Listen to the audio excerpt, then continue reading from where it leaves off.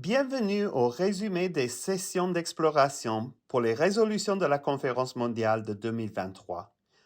Des sessions d'exploration sont proposées en ligne comme des occasions d'écouter et de se parler dans un effort sincère pour mieux comprendre les points de vue de chacun et chacune sur une résolution particulière de la Conférence mondiale. À la fin de chaque session, les petits groupes partagent un résumé de leur conversation. Ce podcast comprend les résumés des petits groupes.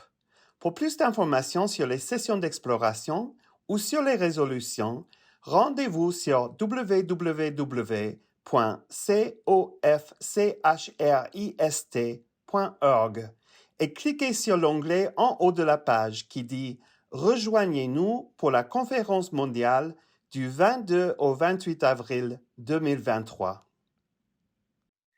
Résolutions visant à améliorer la transparence, l'ouverture, la déclaration de la première présidence de la position de la communauté du Christ au sujet de la non-violence.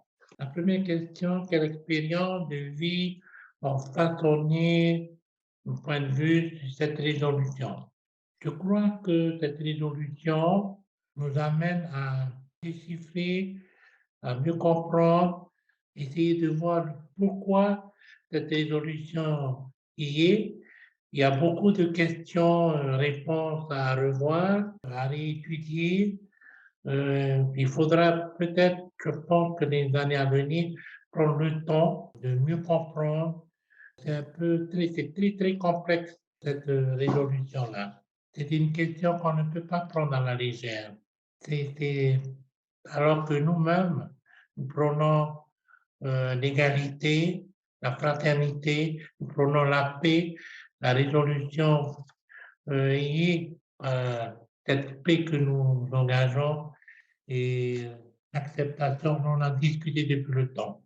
Ce qui est bénéfique pour la deuxième question pour nous, c'est en se mettant en groupe, on essaie de discuter sur ce point de vue, que chacun a pu donner son point de vue sur cette question qui est très, très complexe.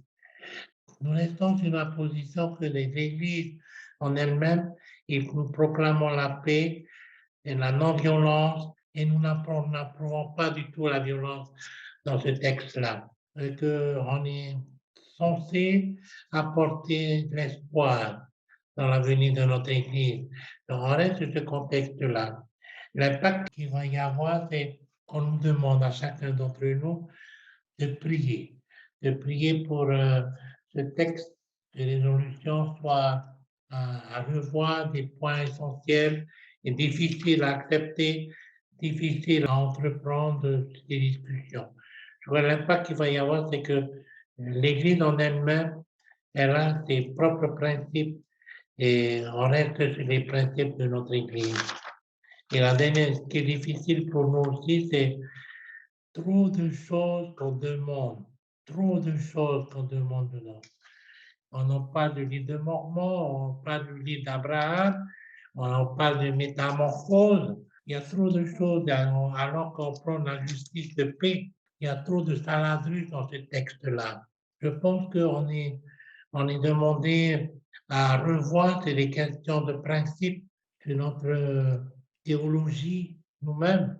Quand on parle de qu'avez-vous appris de nouveau, moi je dis que quand on a appris de nouveau entre nous, c'est la discussion sur ce sujet-là. On en découvre, on parle de guerre, on parle de l'armée, on parle de tout et de rien, mais la question revient toujours que faut ramener toutes ces questions, cette résolution à la première présidence et de revoir, de rediscuter et surtout d'essayer de répondre à toutes les questions, de dispatcher peut-être des questions, de remettre en relief un peu, alors que nous sommes, nous, en tant que communauté du Christ, il faut qu'on soit, qu'on réponde par nos prières, en aidant nos dirigeants de l'Église à prendre la bonne décision peut-être, ou bien à transformer cette résolution en une résolution de paix. Et il y a beaucoup de choses qu'on peut dire que l'Église en elle-même, elle est bien où elle est. Le monde est blessé. Dieu pleure pour ses enfants. La première chose, la dernière question qu'on a On veut simplement dire que Dieu, il a un plan B pour cette résolution. Parce qu'on a même à prier, beaucoup prier pour ces dirigeants, pour que demain soit meilleur. Je pense que cette résolution-là, elle est faite pour, heureusement qu'on y a ces résolutions, on a pu discuter. Dans notre petit groupe. Alors, pour nous, cette résolution est un sujet délicat car elle va mettre notre foi à rude épreuve et elle sera certainement bénéfique, mais serons-nous assez courageux pour sortir de notre zone de confort? Serons-nous assez courageux pour agir si nous venons à être en présence d'un cas de violence? Et enfin, cette résolution est difficile pour nous car ça nous amène à nous remettre en question personnellement. Il va falloir prendre position. Et qui dit prendre position, ça veut dire aussi qu'il y a des sacrifices à faire.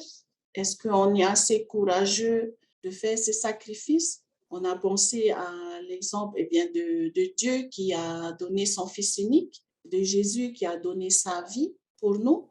Est-ce que nous, maintenant, si à travers cette résolution, est-ce qu'on serait prêt à faire les mêmes sacrifices? Est-ce que nous serons prêts à être ce Jésus pacifique? Dans notre groupe, on a eu de bonnes discussions et on a vu que si on a foi et si notre foi est sans faille, on va y réussir.